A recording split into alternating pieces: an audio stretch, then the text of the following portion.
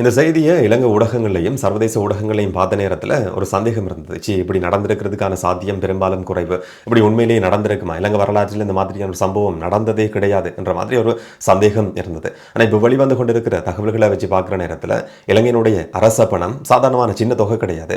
25 லட்சம் அமெரிக்க டாலர் 25 லட்சம் அமெரிக்க டாலர் திருடப்பட்டிருக்கு. இன்னும் ஒரு நாட்டுக்கு கடனாக கொடுக்கறதுக்கு வச்சிருந்த பணத்தில் இன்னும் எளிமையாளருக்கும் விளங்குற மாதிரி சொல்றதா இருந்தால் 80 கோடி ரூபாய் இலங்கையினுடைய அரச பணம் திருடப்பட்டிருக்கு. அதை பற்றின விசாரணைகள் நடந்து கொண்டிருக்குன்னு சொல்லி இப்போ உறுதி செய்யப்பட்டிருக்கு. இந்த மாதிரியான ஒரு சம்பவம் நடந்திருக்குன்றது. அரச பணம் 80 கோடி ரூபாய் திருடப்பட்டதில் ஒரு ஹக்கர்ஸ் குழு சம்பந்தப்பட்டிருக்கலாம். இலங்கையினுடைய அரச நிறுவனங்கள் இருக்கிற கணனி கட்டமைப்புக்குள்ள ஊடுருவி இருக்கிற ஒரு ஹக்கர்ஸ் குழு சைபர் தாக்குதல் நடத்தி இருக்கலாம். ஒரு தகவல் திருட்டு நடந்திருக்கலாம் சொல்லி சொல்லப்படுது. அதை பற்றின விசாரணைகள் நடந்து வருது. இன்னும் ஒரு பக்கம் இந்த சம்பவம் சம்பந்தமாக முன்வைக்கப்பட்ட பாரதூரமான குற்றச்சாட்டு, இலங்கைக்குள்ள இருக்கிற ஒரு சில கருப்பு ஆடுகள் இதோட சம்பந்தப்பட்டிருக்கா என்ற மாதிரியும் ஒரு சந்தேகம் முன்வைக்கப்படுது. அரச பணம் திருடப்பட்டிருக்கின்ற பரபரப்பு அடங்குறதுக்கு முதல்ல சாதாரணமான அப்பாவி பொதுமக்கள் இலக்கு வச்சு நடத்தப்பட்ட ஒரு மிகப்பெரிய மோசடி சம்பந்தமான எச்சரிக்கையும் விடுக்கப்பட்டிருக்கு. கடந்த ஒரு சில நாட்களாக இலங்கையில் இருக்கிற மீடியாக்களையும் சர்வதேச ஊடகங்கள் வரைக்கும் இந்த ஸ்கேம் மோசடி என்றது பெரிய அளவில் பேசப்பட்டு வருது. என்ன நடந்திருக்கு, என்ன நடந்து கொண்டிருக்குன்றதை இன்னும் விளக்கமாக தெளிவாக இந்த வீடியோவில் பார்த்துடலாம். 2022 ஆண்டு காலகட்டம் ஒரு குட்டி ஃபிளாஷ்பேக் போட்டு போனோம்னு சொன்னால் யாராலையும் கடைசி வரைக்கும் மறக்கவே முடியாது. இலங்கையில் ஒரு வங்குரோத் அடைஞ்ச நாடு என்று சொல்லி பிரகடனம் செய்யப்பட்டிருந்தது. சர்வதேச ஊடகங்கள் எல்லாமே நாங்கள் தான் பேசுபொருளாக மாறியிருந்தோம். இலங்கையில் டாலர் பற்றாக்குறை இருக்கு, எரிபொருளை பெற்றுக்கொள்ள முடியாம இருக்கு, அத்தியாவசியமான பொருட்களுக்கு தட்டுப்பாடு இருக்கு, மக்கள் வரிசைகள் இருக்கிறாங்க, மக்கள் வரிசைகள் இருந்து காத்து கொண்டு செத்து போன சம்பவங்கள் பதிவாகி இருந்தது.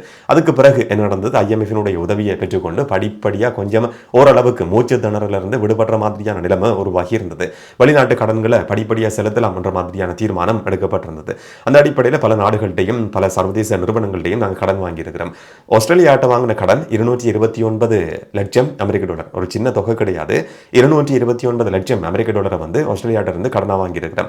இந்த மத்திய ஆஸ்திரேலியாவுக்கும் இலங்கைக்கும் இடையில ஒரு இருதரப்பு கடன் இருக்கு, ஒரு கொடுக்கல் வாங்கல் நடந்திருக்கு. இந்த காலகட்டத்துக்குள்ள இலங்கை அரசாங்கம் ஆஸ்திரேலிய அரசாங்கத்துக்கு பண பரிமாற்றம் செய்ய இருக்கின்ற தகவல் வேறொரு தரப்புக்கு தெரிய வருது. அப்படி தெரிய வந்ததுக்கு பிறகு ஒரு சில தகவல்கள் மாற்றப்பட்டு பண பரிமாற்றம் ஆஸ்திரேலிய அரசாங்கத்துக்கு போறதுக்கு பதிலாக ஒரு மூன்றாம் தரப்புக்கு ஒரு ஹக்கர்ஸ் குழு மூலமா அந்த பணம் பெற்றுக்கொள்ளப்பட்டிருக்கு என்றதான் நடந்திருக்கிற சம்பவமா சொல்லப்படுது. இவ்வளவு தொகைன்னு சொன்னா 25 லட்சம் அமெரிக்க டாலர். எளிமையாக சொல்றதா இருந்தா 80 கோடி ரூபாய் பணம் திருடப்பட்டிருக்கு.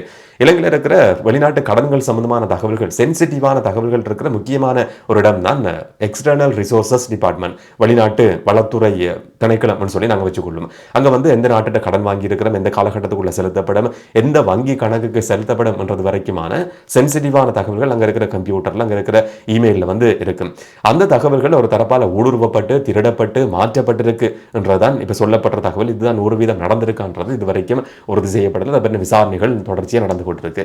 இந்த மாதிரி ஒரு ஹேக்கர்ஸ் குழு எக்ஸ்டர்னல் ரிசோர்சஸ் டிபார்ட்மெண்ட்டுக்குள்ள ஊடுருவி இருக்கு, சில தகவல்கள் திருடப்பட்டிருக்கு, சில தகவல்கள் மாற்றப்பட்டிருக்கு என்ற செய்தியை கேள்விப்பட்டதும் எங்களுக்கு படங்களில் காட்டப்படுற மாதிரியான ஒரு ஹேக்கர் ஞாபகத்துக்கு வருவார். இல்லாட்டி இன்டர்நெட்டில் ஹேக்கர்னு சொல்லி போட்டு பார்க்குற நேரத்தில் குடி போட்டுக்கொண்டு ஒரு கம்ப்யூட்டர் ஒரு லேப்டாப் வச்சுக்கொண்டு இந்த மாதிரி தட்டி கொண்டு இருக்கிற ஒரு நபர் ஞாபகத்துக்கு வருவார்.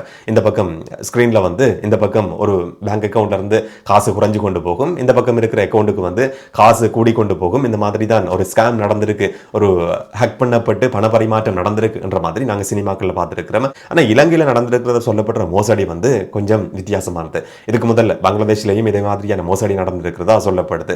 BEC என்று சொல்லப்படுற பிசினஸ் இமெயில் கம்ப்ரமைஸ் என்று சொல்லப்படுற சம்பவம் இங்கே நடந்திருக்கலாம் சொல்லி சொல்லப்படுது. வெளிநாட்டில் நாங்கள் கடன் வாங்கி இருக்கிறோம், அந்த நாட்டுக்கு செலுத்த வேண்டிய கடன் இவ்வளவு, அந்த கடன் எப்போ செலுத்தப்படும், எந்த வங்கிக்கு எந்த வங்கி கணக்கு இலக்கத்துக்கு செலுத்தப்படும் என்றது வரைக்குமான ஒட்டுமொத்தமான சென்சிட்டிவான தகவல்களும் எக்ஸ்டர்னல் ரிசோர்சஸ் டிபார்ட்மெண்டினுடைய இமெயிலில் இருக்கும். அந்த இமெயில் BEC என்று சொல்லப்படுற பிசினஸ் இமெயில் கம்ப்ரமைஸ் என்று சொல்லப்படுற சம்பவம் நடந்திருக்கு. இமெயில இருந்த சில தகவல்களை மாற்றி இருக்கிறாங்க. ஒரு ஃபோன் நம்பர் இருக்குன்னு சொல்லி நாங்கள் வச்சுக்கொள்ளும். அந்த ஃபோன் நம்பர் மாற்றப்பட்டிருக்கு, இல்லாட்டி வங்கி கணக்கு இலக்கம் மாற்றப்பட்டிருக்கு, அதனுடைய அட்ரஸ் முகவரி மாற்றப்பட்டிருக்கு. அப்போ அந்த காலகட்டத்துக்குள்ள அங்கே இருந்த அதிகாரி இல்லாட்டி ஆஃபீஸர்ஸ் பார்த்துருக்காங்க, ஆஸ்திரேலியாவுக்கு நாங்கள் கடன் கொடுக்க வேண்டி இருக்கு. இமெயில் எடுத்து பார்க்குற நேரத்தில் ஆஸ்திரேலியாவில் இருக்கிற இந்த பேங்க் அக்கௌண்ட்டுக்கு இந்த பேங்குக்கு இவ்வளவு தொகையை நாங்கள் செலுத்த வேண்டி இருக்குன்னு சொல்லி செலுத்தப்பட்டிருக்கு. இந்த விஷயம் ஒரு தடவையில் நடந்திருக்கிற மோசடியும் கிடையாது. ஒரு ஹக்கர் நேரடியாக ஊடுருவி அங்கிருந்து பணம் திருடப்படவும் இல்லை, அங்கிருந்து தகவல்கள் மாற்றப்பட்டதுக்கு பிறகு இதுதான் உண்மையான தகவல் என்று சொல்லி நம்பிக்கொண்டு இலங்கையிலிருந்த அதிகாரிகள் அந்த பேங்க் அக்கௌண்ட்டுக்கு வந்து பணம் போட்டிருக்கிறாங்க. இன்னும் ஒரு ஆச்சரியமான தகவல் என்னன்னு சொன்னா, ஒரு சந்தர்ப்பத்தில் மட்டும் இந்த பண பரிமாற்றம் நடக்கல, 5 சந்தர்ப்பங்கள்ல பண பரிமாற்றம் நடந்திருக்கு. 5 சந்தர்ப்பங்கள் வரைக்கும் முதலாவது தடவை கண்டுபிடிக்கப்படல, இரண்டாவது தடவையும் கண்டுபிடிக்கப்படல, 5 தடவைகள் பண பரிமாற்றம் நடக்கும் வரைக்கும் கண்டுபிடிக்கப்படல. இன்னும் ஒரு ஆச்சரியம் என்னன்னு சொன்னா, ஒரு வருஷத்துக்கு பிறகுதான் கண்டுபிடிக்கப்பட்டிருக்கின்றது.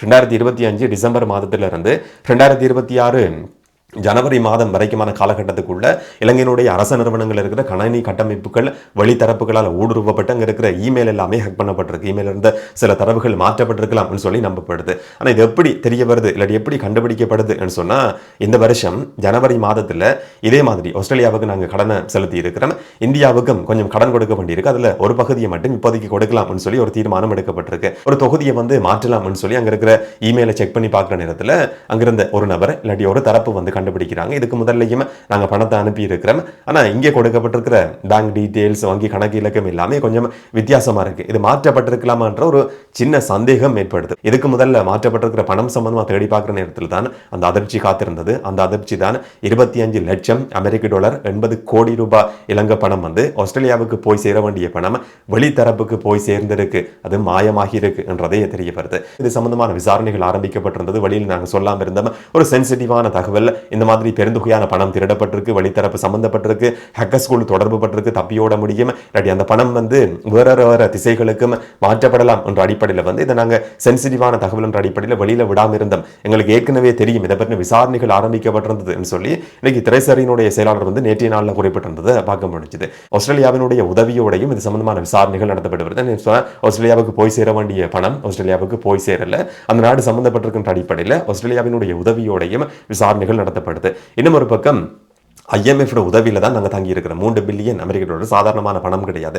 ஓரளவுக்கு மூச்சு விடக்கூடிய நிலம் உருவாகி இருந்ததுன்னு சொன்னால் IMF உதவி தான் அதுக்கான முக்கியமான காரணம். இது சம்பந்தமான விசாரணைகள் சம்பந்தமாகவும் இந்த மாதிரியான சம்பவம் நடந்திருக்கு என்றதை பற்றியும் நாங்களும் உன்னிப்பாக கவனிச்சு கொண்டிருக்கிறோம் சொல்லி IMF வந்து இன்னைக்கு ஒரு ஊடகத்துக்கு சொல்லியிருந்ததையும் பார்க்க முடிஞ்சது. பங்களாதேஷ்லையும் இதே மாதிரியான ஒரு சம்பவம் நடந்திருக்கு. 1 பில்லியன் அமெரிக்க டாலர் அரச பணத்தை திருடுறதுக்கான முயற்சி வந்து 101 மில்லியன் அமெரிக்க டாலர் திருடப்பட்டதில் முடிவடைஞ்சிருக்கு. 101 மில்லியன் அமெரிக்க டாலர். இந்த பணத்தை எல்லாம் திரும்ப ட்ரேஸ் பண்ண முடியுமா, கண்டுபிடிக்க முடியுமா, திரும்ப பெற்றுக்கொள்ள முடியுமான்னு கேட்டால் அதில் மிகப்பெரிய சவாலும் மிகப்பெரிய நெருக்கடியும் இருக்கு. இந்த மாதிரி நடந்தது வந்து அரிதானது. திரும்பவும் நாங்கள் பெற்றுக்கொள்றது இல்லாட்டி ட்ரேஸ் பண்றதுன்றது சாத்தியம் கிடையாது, பெரும்பாலும் சாத்தியம் கிடையாது என்றதான் சர்வதேச ஊடகங்கள் குறிப்பிட்டிருக்கிற ஒரு விஷயம். விசாரணைகள் நடந்து கொண்டிருக்கு, என்ன நடக்க போகுது என்றதை நாங்கள் பொறுத்திருந்து பார்க்கலாம். இதோட தொடர்பு பட்டிருக்கிற அதிகாரிகள் 4 பேர் சஸ்பெண்ட் பண்ணப்பட்டிருக்கிறாங்க. சிலர் சம்பந்தமா ஒழுக்காற்று விசாரணைகள் ஆரம்பிக்கப்பட்டிருக்கு. ஜனாதிபதி அனுர்குமார் திசாநாயக்கவுக்கு கீழே இருக்கிறது நிதியமைச்சு கீழே தான் இந்த மாதிரியான சம்பவம் பதிவாகி இருக்கு. நிதியமைச்சர் பொறுப்பிலிருந்து ஜனாதிபதி விலகணும் என்ற அளவில் கூட சில கோரிக்கைகள் அரசியல் ரீதியிலேயும் முன்வைக்கப்பட்டிருக்கு. சில நாட்களுக்கு முதல்ல எரிசக்தி அமைச்சர் வந்து தரமற்ற நிலக்கரி இறக்குமதி செய்யப்பட்டது என்ற சம்பந்தமான விசாரணைகள் நடத்தப்பட்டு வருது. அந்த விசாரணைகளுக்கு ஒத்துழைப்பு கொடுக்கிறதுக்காக நான் பதவி விலக போறேன் சொல்லி குமார ஜெயக்கொடி பதவி விலகி இருந்தார். எரிசக்தி அமைச்சனுடைய செயலாளரும் பதவி விலகி இருந்தார். இப்ப அதே மாதிரி ஜனாதிபதி அனுர்குமார் திசாநாயக்க நிதியமைச்சர் என்ற பதவியிலிருந்து விலகுவாரா, இல்லாட்டி திரைசேரியினுடைய செயலாளரும் பதவி விலகுவாரா, ஹர்ஷனவும் பதவி விலகுவாரா என்ற மாதிரியான சில கேள்விகள் தொடர்ச்சியாக முன்வைக்கப்பட்டு வருது. இது மட்டும் கிடையாது, திரைசேரியினுடைய செயலாளர் இருக்கிற ஹர்ஷன வந்து இந்த ஆட்சி காலகட்டத்தில் நியமிக்கப்பட்டிருக்கிற ஒரு நபர். அவர் ஆஸ்திரேலிய நிறுவனத்தில் இதுக்கு முதல்ல வேலை செய்திருக்கிறார் சொல்லி ஒரு குற்றச்சாட்டு முன்வைக்கப்படுது. அவர் சம்பந்தமான பின்புலம் இதுதான் என்று சொல்லி அரசியல் ரீதியில் சில கருத்துக்கள் சொல்லப்பட்டிருந்தது. இப்ப பணம் வந்து ஆஸ்திரேலியாவுக்கு அனுப்பப்பட இருந்த பணம் இன்னும் ஒரு தரப்பு வந்து இதுக்குள்ள சம்பந்தப்பட்டு திருடி இருக்கு சொல்லி சொல்லப்படுது. திரைசேரியினுடைய செயலாளர் ஹர்ஷன ஆஸ்திரேலியாவில் வேலை செய்திருக்கிறவர், தனியார் நிறுவனத்தில் வேலை செய்திருக்கிறவர், அங்க பண கொடுக்கல் வாங்கல் எப்படி நடக்கும்ன்றது சம்பந்தமான முழுமையான அறிவு இருக்கிற ஒரு நபர். அவருடைய தலைமையின் கீழே இந்த மாதிரியான ஒரு சம்பவம் பதிவாகி இருக்கிறது. அவர் பதவி விலகணும் என்ற ஒரு கோரிக்கையை வந்து முன்வைக்கப்பட்டிருக்கு. இன்னும் ஒரு பக்கம் அவரும் இந்த மோசடியோட ஏதோ ஒரு விதத்தில் சம்பந்தப்பட்டிருக்கிறாரா என்ற மாதிரியும் சில குற்றச்சாட்டுகள் வந்து சில அரசியல் தரப்புகளாலையும் முன்வைக்கப்பட்டிருந்ததை பார்க்க முடிஞ்சது. விசாரணைகள் நடந்து கொண்டிருக்க நடக்க போகுதுன்றதை நாங்கள் பொறுத்திருந்து பார்க்கலாம். இந்த 80 கோடி ரூபாய் திருடப்பட்டிருக்கிற சம்பவத்தை பொறுத்த வரைக்கும் அரச பணம் திருடப்பட்டிருக்குன்னு சொன்னால் சாதாரணமான பொதுமக்களினுடைய பணம் தான். அதனால சாதாரண பொதுமக்களுக்கு வந்து நேரடியான ஒரு தாக்கம் இப்போதைக்கு இருக்க போறது கிடையாது. ஆனால் நேரடியான பொதுமக்களில் தாக்கம் செலுத்துற மாதிரியான பொதுமக்கள் இலக்கு வச்சு நடத்தப்படுற இன்னும் ஒரு மிகப்பெரிய மோசடி சம்பந்தமாகவும் ஒரு எச்சரிக்கை விடுக்கப்பட்டிருக்கு. ஸ்ரீலங்கன் ஏர்லைன்ஸ் சொல்லப்படுற பேர்ல வந்து இந்த மோசடி ஆரம்பிக்கப்பட்டிருக்கு. வாட்ஸ்அப் மூலமா சில நபர்கள் வந்து தொடர்பு கொண்டு இந்த மாதிரி ஒரு ஆப்பை வந்து நாங்கள் வடிவமைச்சிருக்கிறோம், இந்த ஆப்பை டவுன்லோட் பண்ணீங்கன்னு சொன்னால் உங்களுக்கு இலவசமான டிக்கெட்டுகள் கிடைக்கும், வெளிநாடுகளுக்கு பயணம் செய்ய முடியும், டிக்கெட்டுகளை வந்து குறைவான விலையில் பெற்றுக்கொள்ள முடியும், ஸ்ரீலங்கன் ஏர்லைன்ஸ் இப்படி ஒரு ப்ரொமோஷனை நடத்தி கொண்டிருக்குன்னு சொல்லி சில நபர்களை ஏமாற்றுறதுக்கான முயற்சியில் ஈடுபட்டிருக்கிறாங்க. அந்த மாதிரி எந்த விதமான ப்ரொமோஷனும் இதுவரைக்கும் ஆரம்பிக்கப்படலைன்னு சொல்லி ஸ்ரீலங்கன் ஏர்லைன்ஸ் வந்து ஒரு எச்சரிக்கை விடுத்திருக்கு.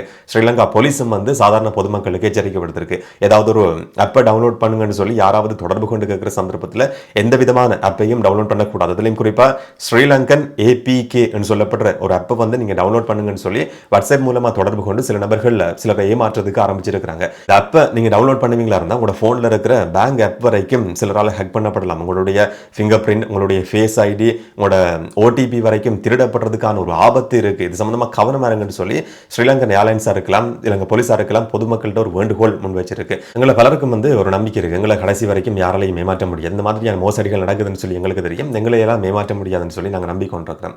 ஆனால் இப்போ நடந்திருக்கிற இந்த சம்பவம்ன்றது எங்களுக்கு விடுக்கப்பட்டிருக்கிற ஒரு அபாய எச்சரிக்கை. எத்தனையோ படித்த நபர்கள் கூட ஏமாற்றப்பட்டிருக்கிற பல சம்பவங்கள் பதிவாகி இருக்கு. நாங்கள் ஏதோ ஒரு யோசனையில் தப்பி தவறி ஏதோ ஒரு தகவல் எங்கேயோ போயிருக்கும், இல்லாட்டி ஏதோ ஒரு யோசனையில் வந்து எதையாவது கிளிக் பண்ணியிருப்போம், அந்த சந்தர்ப்பத்தில் ஏதாவது ஆப் டவுன்லோட் ஆகியிருக்கா இல்லையான்றது கூட எங்களுக்கு சில நேரங்களில் தெரியாமல் இருக்கலாம். இல்லாட்டி நாங்கள் மொபைலில் சேமித்து வச்சிருக்கிற எல்லா தகவல்களும் பாதுகாப்பாக இருக்குன்னு சொல்லி நாங்கள் யோசிச்சு வச்சிருப்போம், எங்கள்கிட்ட வந்து ஹார்ட் காப்பி கூட இருக்காது.